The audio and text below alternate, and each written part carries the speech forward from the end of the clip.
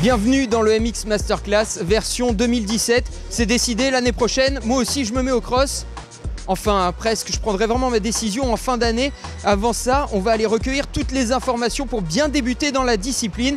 Et je commence avec Milko Potisek et aussi Jos Salfranck qui vont nous expliquer comment bien choisir sa moto. Alors Milko, quelles sont les options? Comment je choisis entre un 2 temps, un 4 temps, une 2,5, une 4,5 si je suis vraiment jamais monté sur une moto? Je dirais que la moto la plus facile maintenant est le 4 temps. Après, vraiment la bonne chose du 2 temps est que ça coûte beaucoup moins cher en réparation. Plutôt occasion ou plutôt neuf pour commencer? Ça malheureusement ça va être une question de budget. C'est vrai que si la personne peut se permettre d'acheter une moto neuve, c'est vrai qu'une moto neuve c'est bien plus facile après pour l'entretien. Neuve, on va dire que c'est dans les 8000, 8000 et des brouettes. Maintenant après il y a des très bonnes occasions aussi sur le marché. C'est vrai qu'on a, même en France en général, les concessionnaires ou que ce soit le marché occasion est plutôt un bon marché. Il n'y a pas vraiment de grosses histoires là-dessus. Donc je pense qu'une mise de départ de 3000 €, c'est bien. Il y a des bonnes occasions, surtout sur le 2 temps. C'est quand même plus facile au niveau de l'entretien. C'est moins cher, c'est moins coûteux au niveau mécanique. Et après aussi ça dépend le choix de la cylindrée. Plus on monte en cylindrée, aussi plus c'est cher. Donc 250 4 temps, 450 et ainsi de suite.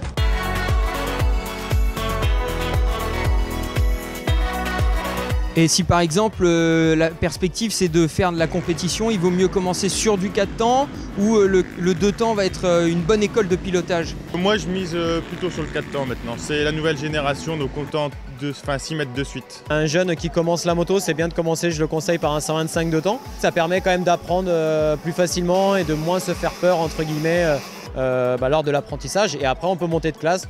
Alors il y a aussi le choix de la marque. Est-ce que c'est un choix de cœur ou est-ce qu'il y a d'autres paramètres qui entrent en compte? Moi je vais dire que la question se pose pas, je prendrais du bleu. Non, vaut mieux choisir Honda. Non, je rigole, c'est une rigolade bien sûr. Non, c'est vrai qu'il y a plusieurs marques, donc Honda bien sûr, après on a Yamaha, on a Kawasaki, on a Suzuki, on a KTM, Husqvarna, on a vraiment maintenant plusieurs marques qui en plus sont très compétitives. C'est le bon coup à faire et peu importe la marque, on va dire, pour un début. Une fois que j'ai ma moto, je vais pouvoir la garder combien de temps? Si tu achètes une neuve, tu sais que tu peux partir sur déjà 1, 2, 3 ans, selon l'entretien, si tu prends soin ou pas. Ça dépend le niveau aussi, plus une personne roule vite et plus la mécanique va s'user. Voilà, et l'entretien, c'est vraiment le premier point, c'est l'entretien. Si la moto est bien entretenue, elle fera un maximum d'heures. Bon, on résume, comment bien choisir sa moto, quels sont les points importants à regarder? Alors point important c'est l'âge, bien sûr, donc savoir si on choisit un 125 ou un 450, vraiment à l'opposé.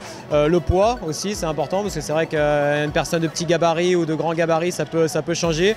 Après le choix de cœur, c'est vrai que chacun a sa petite préférence et surtout le budget, donc voilà, c'est vraiment étape par étape, mais pour faire le meilleur choix possible de la moto, c'est très important de suivre tout ça. Pour un début, je prendrai un petit 125 de temps Yamaha, comme ça là-dessus vous avez des très bons prix et après petit à petit, selon le niveau que tu prends, après je prendrai un 2,5 4 temps et après passer sur une bête, sur une 450 comme nous.